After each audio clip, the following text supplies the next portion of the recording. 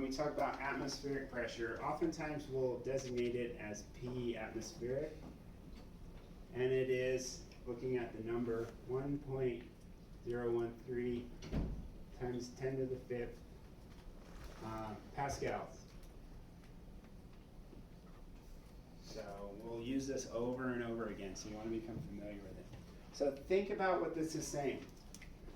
If you write this out in regular terms,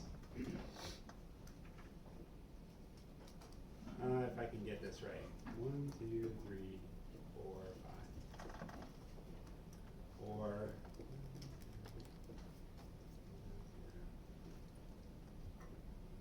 square. So atmospheric pressure is a lot, and I say a lot. What does that mean? So this is 100,000 newtons per meter squared.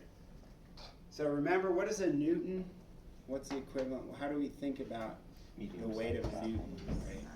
It's like the weight of a medium-sized apple. So think about this. Here's a meter. If I measure 1 meter to here, and then I rotate it like this, that area is a square meter.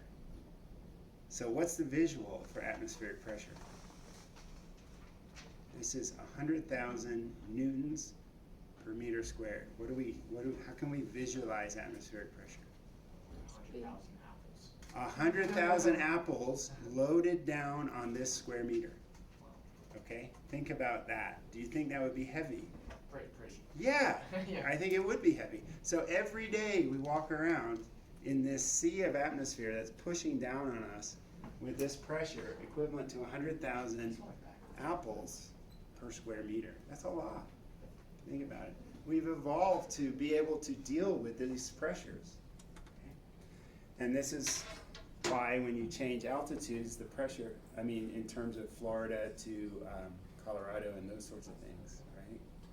We end up experiencing different pressures because we're at higher altitude here. We just have less above us.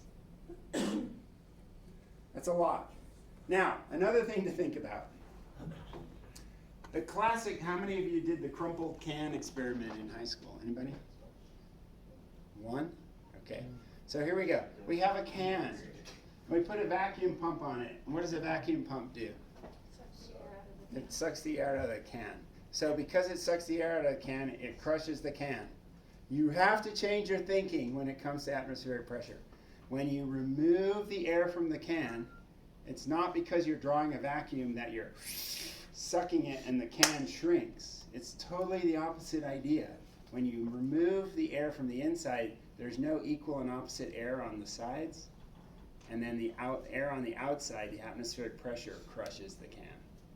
It's not from sucking the air out of the can. It is, but you suck the air out and the atmospheric pressure on the outside of the can crushes it. You have to change your thought process. Okay. This is why straws work. McDonald's cup, put straw in it, right? What are you doing? You're pulling the air out of the straw. How does the liquid rise? Pressure around it pushes it. There's air pressure on the top of the liquid that pushes it up the straw. There are gag drinks with straws in them that are sealed off to the air around us. So when you try to suck the air or remove the air from the straw, you can't get it done. You can't get any liquid out of it because there's no atmospheric pressure to push down on the cylinder of liquid that's in your cup. Okay? So it's a totally different way of thinking once you realize it. Okay? It's pushing down on us everywhere. Questions? So like if you were to